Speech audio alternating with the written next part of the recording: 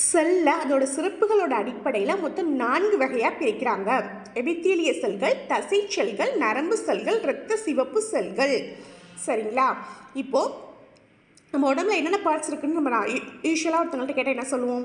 தோல் இருக்குது, தசை இருக்குது, நரம்பு இருக்குது, ரத்தம் இருக்குதுன்னு சொல்லுவோம். அதில் தான் அதுக்கு பின்னாடி செல்கள்னு போட்டுக்குங்க. சரிங்களா?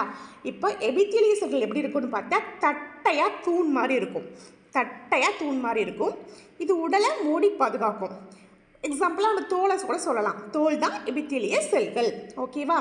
அடுத்து தசை செல்கள். இது நீண்டு கதிர் மாதிரி இப்படி இருக்கும். சரியா? அது எப்படி இருக்கும்? நீண்டு கதிர்கோள் மாதிரி இருக்கும். சுருங்கி விரியும் தன்மையால் தசை இயக்கத்தை கட்டுப்படுத்துறதான் தசை செல்களோட வேலை. சுருங்கி விரியும் தன்மையால் இப்படி சுருங்குது பார்த்தீங்களா? அதுதான் சுருங்கி விரியும் தன்மையால் தசையோட இயக்கத்தை கட்டுப்படுத்துறதான் தசை செல்களோட வேலை. அடுத்து நரம்பு செல்கள். அதாவது கையில் ஏதாவது ஒரு இடத்துல அதாவது நரம்பு கட் ஆகிடுச்சுன்னு வச்சுக்கோங்க. நரம்பு கட் ஆகிடுச்சு, மூளை சொல்லுது இந்த கையை தூக்கு அப்படின்னு சொல்லுது. நம்மளால் தூக்க முடியுமா? முடியாது. ஏன்னா நரம்பு செல் இருந்தால் தான் இந்த கையோட அதாவது மூளையோட கட்டுப்பாட்டுப்படி நம்ம கையை தூக்க முடியும். அப்போ உடலின் செயலை ஒருங்கிணைக்கிறது மற்றும் செய்தி பரிமாற்றுறது யார்?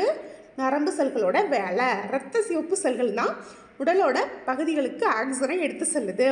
சரியா? நம்ம உடம்புல இருக்கிற இரத்த சிவப்பு செல்கள் தான் கணையத்துக்கு இவ்வளோ ரத்தம் கொடு, அதாவது கணையத்துக்கு ஆக்சிஜனோட கூடிய ரத்தத்தை இவ்வளவு கொடு, அடுத்து கல்லீரலுக்கு இவ்வளோ கொடுன்னு சொல்லிட்டு ஒவ்வொரு பாட்டுக்கும் அனுப்புது. ஆக்சிஜனை எங்கே போய் ரீசுழற்சி பண்ணுது அப்படின்னு பார்த்தா நம்ம இதயத்தில் தான்.